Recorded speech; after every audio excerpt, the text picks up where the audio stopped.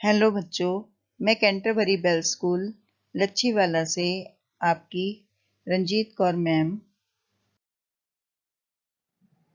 तो बच्चों, आज मैं आपको कक्षा 8 की वसंत पुस्तक का पाठ 2 लाख की चूड़ियां नामक कहानी जो कामता नाथ जी ने लिखी है, इसका अध्ययन कराऊंगी।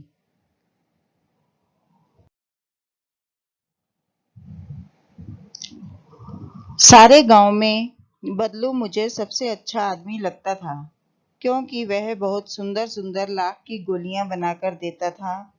मुझे अपने मामा के गांव का सबसे बड़ा चाव यही रहता था कि जब मैं वहां से लौटता था तो मेरे पास ढेर सारी गोलियां होती, रंग बिरंगी गोलियां जो किसी भी बच्चे का मन मोह ले। बच्चों, आप लोगों को पता ही होगा कि जो कांच की गोलियां होती हैं, जिन्हें कंचे भी कहते हैं, वो आप लोग भी खेलते होंगे या बच्चे पहले वक्त में खेला करते थे। तो जब वह अपने मामा के घर जाता था, तब वहां पर उसे बहुत सारी गोलियां मिलती थी, क्योंकि वहां के लोग गोलियां बनाते थे। वैसे तो मेरे मामा के गांव का होने के कारण मुझे बदलू को बदलू मामा कहना चाहिए था, परंतु मैं उसे बदलू मामा ना कहकर बदलू काका कहा करता था, जैसा कि गांव के सभी बच्चे उसे कहा करते थे। बदलू का मकान कुछ ऊंचे पर था। मकान के सामने बहुत बड़ा सा सहन था, मुझे जिसमें एक पुराना नीम का वृक्ष लगा था। उसी के नीचे बैठकर बदलू अपना काम किया करता था। बगल में भट्टी दहकती रहती, जिसमें वह लाख पिघलाया करता। सामने एक लकड़ी की चौखट पड़ी रहती, जिस पर लाख के मुलायम होने पर वह उसे सलाख के समान पतला करके चूड़ी का आकार देता। पास में 4-6 विभिन्न आकार के बेलन नुमा मुंगेरियां रखी रहती, जो आगे से कुछ पतली और पीछे से कुछ मोटी होती। लाख की चूड़ी का आकार देकर वह उन्हें मुंगेरियों पर चढ़ाकर गोल और चिकना बनाता, और तब एक एक कर पूरे हाथ की चूड़ियां बना चुकने के पश्चात वह उन पर रंग लगाता।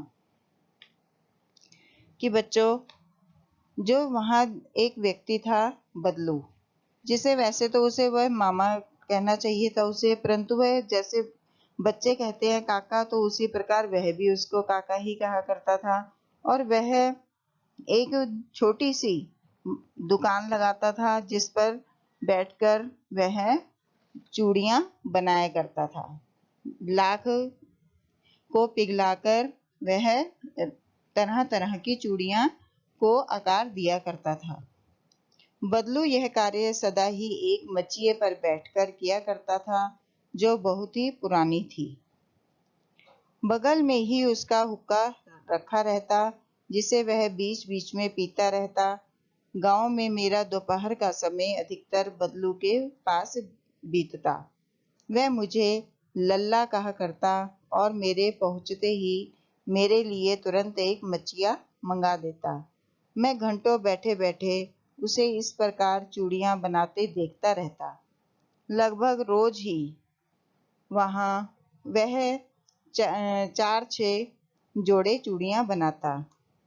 पूरा जोड़ा बना लेने पर वह उसे बेलन पर चढ़ाकर कुछ क्षण चुपचाप देखता रहता, मानो वह बेलन न होकर किसी नववधू की कलाई हो। कि उसके चूड़ियां बनाने का तरीका इस प्रकार का था, और वह जब चूड़ियां बेलन पर चढ़ाता था तो उसे ऐसे लगता था कि जैसे वह किसी नई दुल्हन की कलाई हो, यानी उसकी बाजू हो। बदलू मनिहार था। चूड़ियां बनाना उसका पैतृक पेशा था। पैतृक मीन्स वंश परंपरागत चला आ रहा पेशा। और वास्तव में वह बहुत ही सुंदर चूड़ियां बनाता था। उसकी बनाई हुई चूड़ियों की खपत भी बहुत थी। उस गांव में तो सभी स्त्रियां उसकी बनाई हुई चूड़ियां पहनती ही थी। आसपास के गांव के लोग भी उससे चूड़ियां ले जाते, परंतु वह कभी भी चूड़ियों को पैसों से ना बेचता था। उसका अभी तक वस्तु विनिमय का तरीका था। वस्तु विनिमय यानी एक चीज के बदले दूसरी चीज को देना, और लोग अनाज के बदले उससे चूड़ियां ले जाते थे। बदलू स्वभाव से बहुत सीधा था। वह कभी भी उसे कभी किसी से झगड़ते नहीं देखा। हाँ, शादी विवाह के अवसर पर वह अवश्य जिद पकड़ ले जाता था। जीवन भर चाहे कोई उससे मुफ्त चूड़ियां ले जाए, परंतु विवाह के अवसर पर वह सारी कसर निकाल लेता था, यानी वो उनसे अपने अधिक दाम लेता था। आखिर सुहाग के जोड़े का महत्व ही और होता है।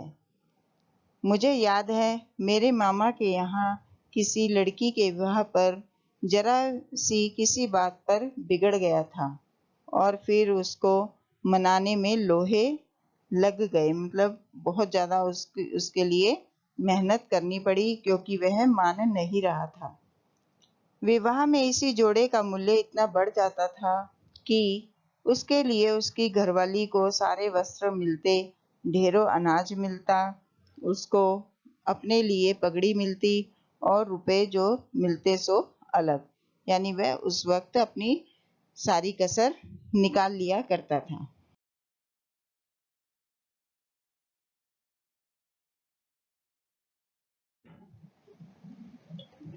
अब मैं बच्चों आगे पार्ट 2 में इससे आगे पढ़ाऊंगी। धन्यवाद।